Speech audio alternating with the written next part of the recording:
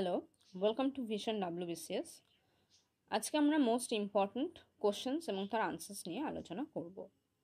GS2 পেপারে যে জিনিসগুলো যে সাবজেক্টগুলো ভীষণ ইম্পর্ট্যান্ট সেখান থেকে বেশ কিছু কোশ্চেন এখানে রাখা আছে এবং তার সাথে তার MCQ আলোচনা করা হয়েছে। সেখান থেকে সঠিক উত্তর এবং তোমাদের যে প্রিপারেশন চলছে তার ইভ্যালুয়েশনের জন্য এই যে ভিডিও সেটা গুরুত্বপূর্ণ ভূমিকা পালন করতে পারে। তো চলো শুরু করা যাক। First question, what is the relation between the monomers of natural rubber and gutta percha? কোশ্চেনটা বলছে ন্যাচারাল রাবার অর্থাৎ প্রাকৃতিক যে রাবার রয়েছে এবং গাটাপারচা যেটা একটা পলিমার, তাদের মনোমারের মধ্যে কি রিলেশন রয়েছে, কি সম্পর্ক রয়েছে, এটাই কোশ্চেন। অপশনস যেগুলো দিয়েছে সেটা হচ্ছে যে অপশন এ জিওমেট্রিক আইসোমেরিজম অর্থাৎ জ্যামিতিক সমবায়বতা, অপশন বি অপটিক্যাল আইসোমেরিজম অর্থাৎ আলোকীয় সমবায়বতা, option C functional group isomerism অর্থাৎ কার্যকরী গ্রুপ সমবায়বতা, option D none of the above. এই কোশ্চেনটার আনসার দিতে গেলে প্রথমে যেটা জানতে হবে সেটা হচ্ছে ন্যাচারাল রাবার এবং গাটাপারচার মনোমার দুটির নাম কি, এবং তারপর তাদের ক্ষেত্রে যে সম্পর্কটা আছে সেই সম্পর্কটা আমরা জানতে পারবো। তো ন্যাচারাল রাবার এবং গাটাপারচার মনোমার দুটো কি কি? মনোমার অফ ন্যাচারাল রাবার হচ্ছে সিস আইসোপ্রিন এবং মনোমার অফ গাটাপারচা হচ্ছে ট্রান্স আইসোপ্রিন। সুতরাং প্রাকৃতিক রাবার যেটা রয়েছে তার মনোমার হচ্ছে সিস এবং গাটাপারচার হচ্ছে ট্রান্স। সুতরাং এদিক থেকে দেখতে গেলে যে ন্যাচারাল রাবার এবং গাটাপারচার যে মনোমার দুটোর মধ্যে রিলেশন সেটা হচ্ছে যে জিওমেট্রিক আইসোমেরিজম অর্থাৎ জ্যামিতিক সমবায়বতা। তাহলে অপশন এ হচ্ছে সঠিক উত্তর। Next question, which of the following halogen do not exhibit +7 oxidation state? আমরা জানি যে কোনো একটা পরমাণুর ক্ষেত্রে তার সর্ববহিস্থ যে কক্ষপথটা রয়েছে সেই কক্ষপথে যতগুলো ইলেকট্রন থাকে সেইটার যে ত্যাগ করার প্রবণতা সেখান থেকে আমরা অক্সিডেশন স্টেটটা মেজার করতে পারি। সুতরাং এইখানে যেটা দেওয়া হয়েছে যে কোন, এখানে যে অপশনগুলো দেওয়া হয়েছে প্রত্যেকেই হ্যালোজেন মৌল এবং বলা হচ্ছে যে কোন মৌলটা +7 অক্সিডেশন স্টেট দেখাবে না। +7 অক্সিডেশন স্টেট দেখানোর জন্য যেটা গুরুত্বপূর্ণ সেটা হচ্ছে যে 7টা ইলেকট্রন সর্বহিস্থ কক্ষপথ থেকে বের করে দিতে হবে, তবে গিয়ে +7 অক্সিডেশন স্টেট কোনো একটা মৌল অ্যাচিভ করতে পারবে। তো এখানে অপশন দেওয়া হয়েছে fluorine, option B chlorine, option C bromine এবং অপশন ডি হচ্ছে আয়োডিন। এরা প্রত্যেকেই গ্রুপ 17 যে শ্রেণীটা সেটাতে থাকে এবং এদের মধ্যে মোস্ট ইলেকট্রোনেগেটিভ যেটা রয়েছে সেটা হচ্ছে যে ফ্লোরিন। সুতরাং ফ্লোরিনের পক্ষে সম্ভব নয় +7 অক্সিডেশন স্টেট দেখানো। তাহলে এখানে সঠিক উত্তর হচ্ছে option A. The halogens are kept in group 17 in modern periodic table. Fluorine is the most electronegative element among all.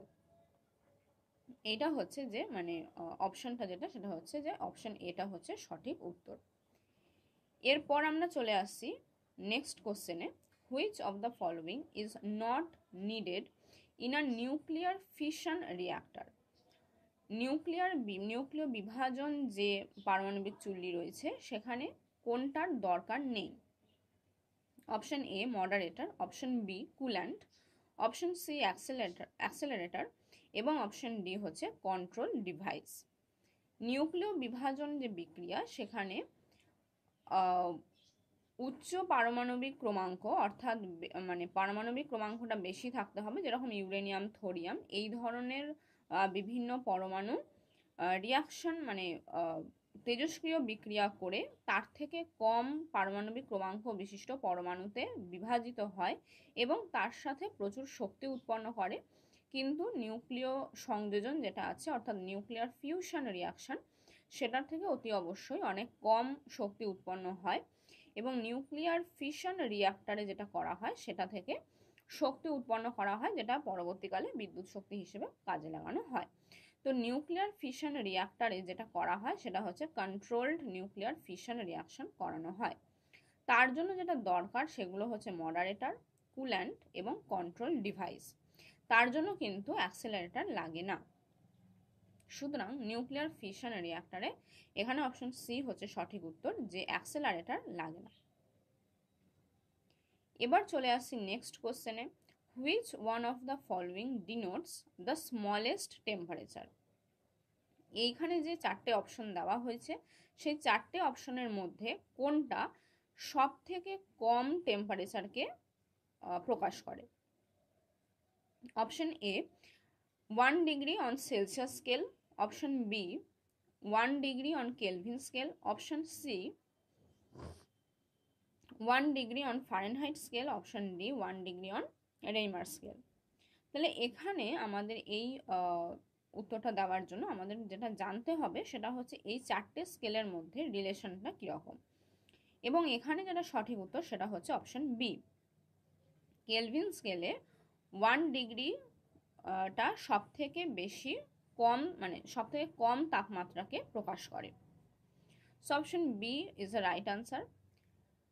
এই যে বিভিন্ন রকম টেম্পারেচার স্কেলগুলো দেখানো মানে রয়েছে, সেলসিয়াস, ফারেনহাইট, রেইমার এবং কেলভিন, তাদের মধ্যে সম্পর্কটা হচ্ছে এইটা, C/100 is equal to F-32/180 is equal to R/80 is equal to K-273/100। আশা করি এইটা সবার জানা আছে মোটামুটি, আমি আর এটা নিয়ে বিশদে আলোচনা করছি না। এরপর চলে আসছি নেক্সট কোশ্চেনে। When a piece of pure silicon is doped with aluminium, then যদি একটা বিশুদ্ধ সিলিকনের পিসকে অ্যালুমিনিয়াম দিয়ে ডোপিং করানো হয় তাহলে ব্যাপারটা কি দাঁড়াচ্ছে? Option A the conductivity of the doped silicon piece remain the same, যে পরিবাহিতা রয়েছে যে ডোপড সিলিকনের সেটা একই রকম থাকবে। Option B the doped silicon piece will become N type মানে ডোপিংয়ে পরিণত হবে। Option C the doped silicon piece will become P টাইপে পরিণত হবে। Option D the resistivity of the doped silicon piece will increase, অর্থাৎ এর যে রোধাঙ্কটা রয়েছে সেটা বৃদ্ধি পাবে। এবার সিলিকন হচ্ছে গ্রুপ 14 এলিমেন্ট আর অ্যালুমিনিয়াম হচ্ছে গ্রুপ 13 এলিমেন্ট। যেটা ভীষণ ইম্পর্টেন্ট সেটা হচ্ছে যে এখানে দেখতে হবে এটা হচ্ছে 14 এবং এইটা হচ্ছে যে 13। গ্রুপ 13 এলিমেন্ট যদি গ্রুপ 14 এলিমেন্টের মধ্যে ডোপিং করানো হয় তাহলে যেটা হয় সেটা হচ্ছে যে সংখ্যাগুরু যে চার্জ ক্যারিয়ার বা মেজর চার্জ ক্যারিয়ার যেটাকে বলা হয় সেটা হচ্ছে যে হোল। তাহলে এইটা যে ধরনের ডোপ সিলিকন পিসটা হবে সেটা হচ্ছে যে পি টাইপ সিলিকন পি টাইপে পরিণত হবে। যদি এখানে group 15 element like phosphorus, arsenic, antimony এই ধরনের যদি এলিমেন্ট দিয়ে ডোপ করানো হতো তাহলে সেক্ষেত্রে এন টাইপ আমরা পেতাম। তো এখানে যেটা সঠিক উত্তর সেটা হচ্ছে option C is the correct answer. এরপর আমরা নেক্সট কোশ্চেনে চলে যাব, সেটা হচ্ছে who is referred as the father of ATP cycle. এখানে বলা হচ্ছে যে এটিপি সাইকেলের ফাদার হিসেবে কাকে বলা হয়? Option A Cuvier, option B Lipmann, option C Lister, option D Robert Koch. এইবার এখানে যেটা বলা হচ্ছে যে এখানে এটিপি সাইকেলের জনক কাকে বলা হয়, তো এখানে যেটা সঠিক উত্তর সেটা হচ্ছে যে Lipmann. Option B is the correct answer. এটিপিকে কারেন্ট এনার্জি জেনারেট করে, অর্থাৎ এটা হচ্ছে একটা এটিপি হচ্ছে কোষের যে শক্তি সেটা হিসেবে থাকে আর কি। তো ATP cycle for the first time Lippmann discover করেছিল, যার জন্য লিপম্যানকে ফাদার অফ এটিপি সাইকেল বলা হয়, ফ্রিজ অ্যালবার্ট লিপম্যান।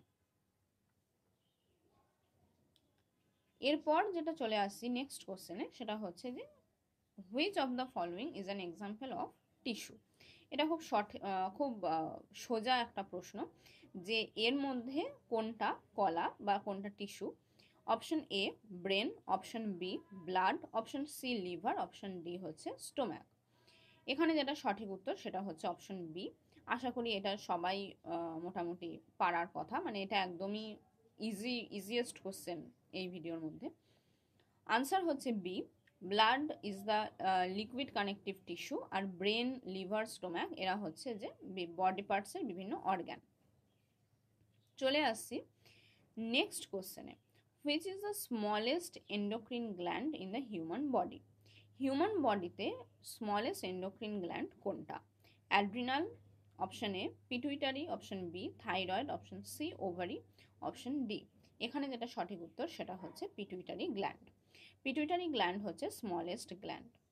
এরপর আমরা চলে আসবো নেক্সট কোশ্চেনে, সেটা হচ্ছে যে fibre optics cable used in communication works on the principle of, এখানে একটুখানি এটা আই হবে। ফাইবার অপটিক্স কমিউনিকেশনের ক্ষেত্রে যে প্রিন্সিপালের উপর দাঁড়িয়ে তৈরি করা হয়েছে সেটা কি? Option A, regular reflection of light, option B, diffuse reflection of light, option C, refraction of light, option D, total internal reflection of light. Fibre optics total internal reflection of light অর্থাৎ আলোর অভ্যন্তরীণ পূর্ণ প্রতিফলনের উপর ভিত্তি করে এটা গড়ে তোলা হয়েছে। So option D is the correct answer. Total internal reflection বলতে কি বোঝায়? যে কমপ্লিট রিফ্লেকশন অফ রে within a medium such as water or glass from surrounding surface back to the medium, অর্থাৎ সেটা হচ্ছে যে প্রতিসরণের ক্ষেত্রে যখন হয় কোনো একটা কোনো একটা মাধ্যম থেকে বা কোনো একটা মিডিয়াম থেকে কোনো একটা অন্য মিডিয়ামে যখন আলো প্রতিসৃত হয় তখন তার যে আপতন কোণ বা যেটা আর কি পড়ছে সেটার যে কোণ সেটা যদি ক্রিটিক্যাল অ্যাঙ্গেল বা সংকট কোণের থেকে বেশি হয় তখন সেটা প্রতিসৃত না হয়, সেটা আবার সেই মাধ্যমে ফিরে যায় এবং সেই সময়তে কোনো আলোর কোনো অংশই কিন্তু প্রতিসৃত হয় না, পুরোটাই কিন্তু রিফ্লেকশন হয় অর্থাৎ প্রতিফলিত হয়। সেই জন্য এটাকে বলা হয় টোটাল ইন্টারনাল রিফ্লেকশন। তো এই টোটাল ইন্টারনাল রিফ্লেকশনের ওপর ভিত্তি করেই ফাইবার অপটিক্স তৈরি করা হয়েছে। এরপর চলে আসবো নেক্সট কোশ্চেনে, which 5-year plan is not correct among the following? কোন 5-year প্ল্যান এর মধ্যে কারেক্ট নয়? Option A, first 1951 to 56, option B, second 1955 to 61, option C, third 1961 to 66, option D, fourth 1966 to 71। এইখানে যে 5-year প্ল্যানসগুলো হয় ভারতবর্ষের যে হয়ে এসছে তার মধ্যে এখানে কোনটা ইনকারেক্ট বলা হচ্ছে। তো এখানে যে যাদের ইয়ার্সগুলো মনে আছে তারা এটা খুব সহজেই করতে পারবে। সেটা হচ্ছে ফোর্থ, কারণ এটা হচ্ছে 1969 থেকে শুরু হয়, 1969 থেকে শুরু হয়। 1966 থেকে 1969 পর্যন্ত একটা রোলিং প্ল্যান স্টার্ট হয়। তো ফোর্থটা যেটা ইমপ্লিমেন্ট হয় সেটা হচ্ছে 1969 থেকে। তো এখানে অপশন ডি হচ্ছে সঠিক উত্তর। পরের কোশ্চেনে চলে আসছি, the president of USA appoint Supreme Court জাজেস। ইউএসএর প্রেসিডেন্ট তার দেশের সুপ্রিম কোর্ট জাজেসকে কিভাবে অ্যাপয়েন্ট করে? Option A, with Senate consent, option B, at his discretion, option C, with consent of the House of Representatives, option D, none of this. এখানে যেটা সঠিক উত্তর সেটা হচ্ছে অপশন এ।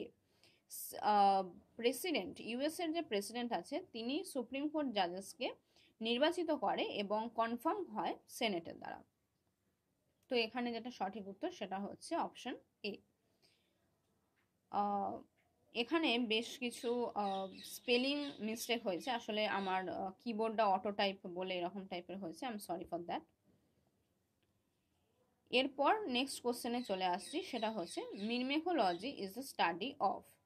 মিরমেকোলজি কোন বিষয়ের পড়াশুনো বা বিদ্যা? Option A, insects, option B, ants, option C, crustaceans, option D, arthropods. এখানে যেটা সঠিক উত্তর সেটা হচ্ছে option B. Myrmecology is a branch of entomology that deals with ants. তো পিঁপড়েদের নিয়ে যে এন্টোমোলজি যে ব্রাঞ্চটা রয়েছে সেটাকে মির্মেকোলজি বলা হয়। Next question, which of the following day is observed as world statistics day? লক্ষণীয় বিষয় হচ্ছে এখানে কিন্তু জানতে চেয়েছে ওয়ার্ল্ড স্ট্যাটিস্টিক্স ডে। এবার অপশন দিয়েছে 29 June, option A. Option B দিয়েছে 29 জুলাই, অপশন সি দিয়েছে 20 অক্টোবর, অপশন ডি দিয়েছে 8 অক্টোবর। এখানে যেটা সঠিক উত্তর সেটা হচ্ছে ওয়ার্ল্ড স্ট্যাটিস্টিক্স ডে 20 অক্টোবর পালন করা হয় বা মানে অবজার্ভ করানো হয়। এইবার এখানে কিন্তু প্রত্যেকটা ডেটই কিন্তু একটা করে ডে হিসেবে সেলিব্রেট করা হয়। তার মধ্যে যেটা মোস্ট ইম্পর্টেন্ট সেটা হচ্ছে যে 29 জুন, যেটা হচ্ছে ন্যাশনাল মানে ভারতবর্ষের স্ট্যাটিস্টিক্স ডে হিসেবে পালন করা হয়। এখানে অপশন সি হচ্ছে সঠিক উত্তর, world statistics day is observed on 20 October. তো এই 2020 সালের যে থিম সেটা হচ্ছে যে connecting the world with the data we can trust.